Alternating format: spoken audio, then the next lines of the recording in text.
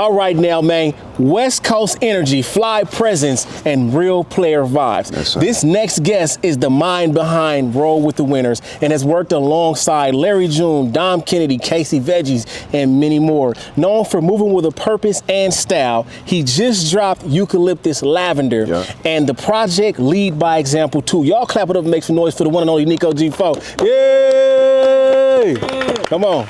Come on, how you feeling, man? Yeah, I'm feeling blessed, man. Yeah, Thank you for having me, my brother. You already know, bro. You just performed On the Lot by Black Collar. Yes, sir. What was this experience like for you as a West Coast artist, and how does this platform feel different from a regular show? Man, this has elevated my game. You know what I'm saying? Because I've been performing for 10 years without a band. So I think this just brings a whole different mentality to what you want to incorporate into your style and into your sound. You know what I'm saying? And honestly, like, Black Collar is one of those bands to where they naturally get it. You know what I'm saying? It's not forced. It's not something that, you know, we got to rehearse over and over. Honestly, it's something that just organically meshed together. So with my style, it's a real fly style. And honestly, man, I want to continue to keep doing this. I want to do it on a bigger level. I want to do it on the stage level in front of thousands and thousands of people. So, you know, being at the lot, man, it's just really another memorable thing for me. And I hope to come back. Come on, man. Shout out the Lot by Black Collar. For sure. Now, you carry yourself with a real fly player energy. Yes, sir. Where did that mentality come from, and how does this mindset show up in your music and everyday life? Honestly, it came from my neighborhood where I grew up in Mid-City, West LA, right off of Pico, La Brea area, you know, Pico and Crenshaw, all the way down through there. And really just growing up in that atmosphere, man, it was real like family oriented, mom and pop, and you would see a lot of old school whips, a lot of, you know, flavor, and just going to Roscoe's on Pico, going to Lucy's around that area. So, you know, I seen a lot of things growing up, and I just really took a little bit of all of that and put it into my style, you know what I'm saying? And honestly, having parents that are immigrants, that my mom come from Jamaica, you know what I'm saying? My dad's from Nicaragua, so I got a lot of different blends into what I do, you feel me? So just being inspired by those different cultures, and then the LA culture just kind of really gave my, you know, my style like a whole different elevation in a sense, you know what I'm saying? So really I grew up on a lot of oldies, man, and a lot of my mom and pop records. So just hearing that, cleaning on Saturdays, you know, having chores and having responsibilities is the reason why I hold myself accountable. Yeah, bro, responsibilities, you know big one. You know what I'm saying? For sure. Yeah, for sure, bro. So shout out to that, man. Now you've been around Dom Kennedy and had a front row view of the OPM movement. Even though you're not signed, what has it been like witnessing that environment and having Dom as a real big homie? Man, it's been an honor, man. You know what I'm saying? And honestly, it was right when I was fresh out of high school. So if you want to get a glimpse of anybody that was doing it independently, people that was doing it, you know, correctly, and he was at his peak at that time in 2012, 2013 era. So, you know, working on the Yellow album, working on classic albums like Young Nation Volume 1, it really helped elevate my game as far as just me seeing you know, just somebody who already knew who we wanted to be in the game.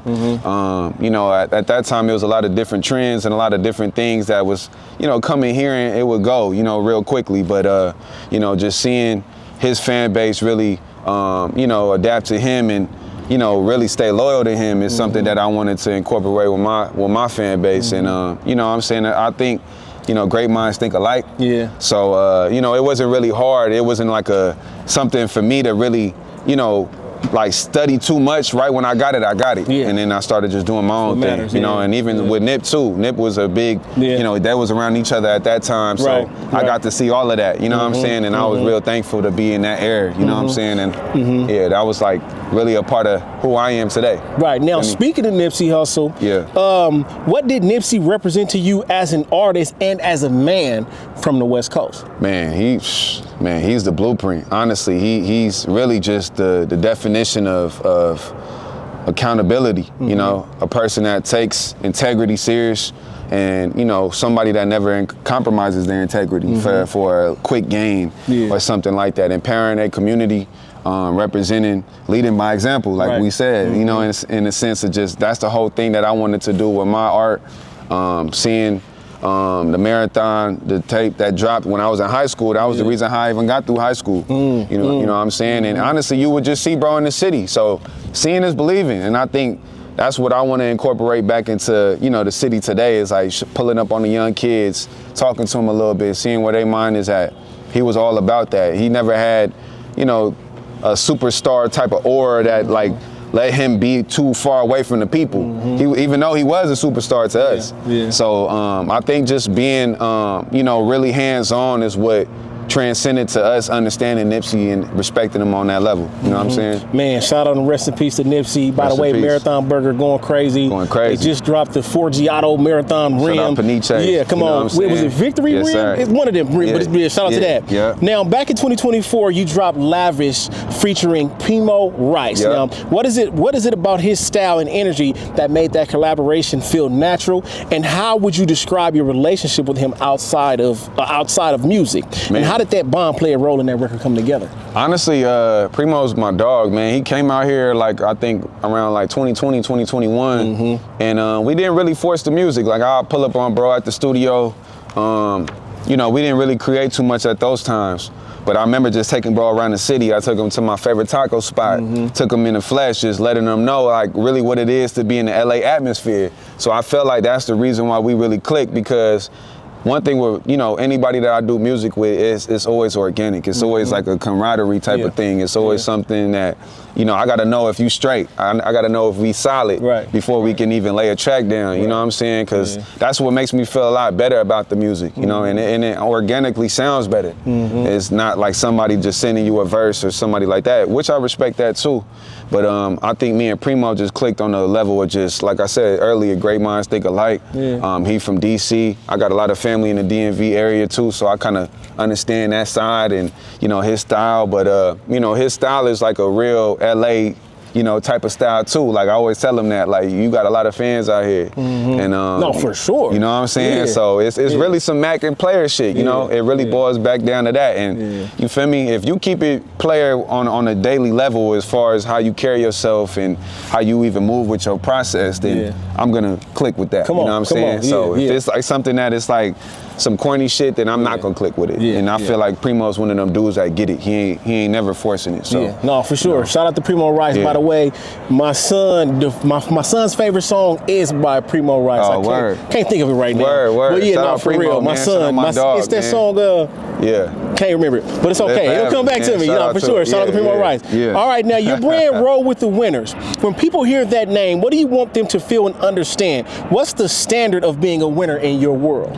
Longevity and leaving a legacy, man. I think people don't really understand too. Like you got one life to live. You got one, and every day is that life. You know what I'm saying? I think too many people think about like, oh, next week. Nah, today is that life. You got to live it today. You got to go your hardest. You got to tell yourself, if you had everything you wanted and then you was getting everything you wanted, how would you move today? And that's what I tell myself. Even when I got here today, when I did my performance, like, hey, if you was getting paid $1 million, what would you do for this performance today? How you gonna act? How you gonna show up? And that's the mentality that I want to do and leave for my people is a legacy. You know what I'm saying? Because we got one life to live, and it's a short life, but you know it carries on to the next life and the next generation and the next generation. So you know, I feel like Roll with the Winners is one of those things I always want to present to the, you know, to the youth and to the people with a positive mentality that you could do anything, you could be a winner, but you gotta know discipline. Come on. You gotta have integrity, like we said. You gotta have accountability, and you gotta be on top of yourself. You know what I'm saying? If you expect other people to do that, then you never gonna probably get to that level of your full potential and purpose. And you know, we gotta live more of a purposeful life. You know what I'm saying? We be chasing little things and materialistic things, but being a man is number one. And, you know, that's what Roll with the Winners really represents to me. That's a fact. Your wins are up to you, not anybody else, but up to you. Because no matter how much game somebody can give you, if you choose not to apply it, you can't win. 100%. So shout out to that. By the way, the name of the song is Money Dance. Money Dance by Primo Rice. That's my son's favorite song. Homie, so if you had to pick, you know, who do you think should be the next artist to touch the lot by Black Collar, and why? That's a great question. You can give a few artists. That's a great question. You know. In the city, or just in general, anywhere. In the city, anywhere. Damn. I think the city. In the city, I honestly think who's one of my favorite artists. I think I would love to see an artist like Thundercat. Hit the lot. You know what I'm saying? A real you know what I'm saying? Like a real fly artist. Like, cause a lot of people sleep on Thundercat, man. Let me see, who else in the city that I'm really thinking about? Shout out Thundercat. Yeah, Thundercat for sure. Yeah. I would love to see even like a Janaea Aiko. Okay. You know what I'm saying? Somebody that's real. Like shout out to the females that's doing their thing. Yeah, come on. And she's one of those females that I honestly always listen to her music. So I would love to see somebody like that. Honestly, those two people incorporate a lot of style, and we don't always think about them when we talk about the city. Yeah. But they really represent the city in a big way, and they really do things globally. And I think Black Collar could really truly add on to what they got going on too. And you know, it could be a real thing like that. Yeah. Everybody even just comes together and makes it happen on a bigger level, like maybe on a tour or whatever. You know what I'm saying? So I would love to see those type of artists. But outside of the city, I'd love to see Primo. Yeah.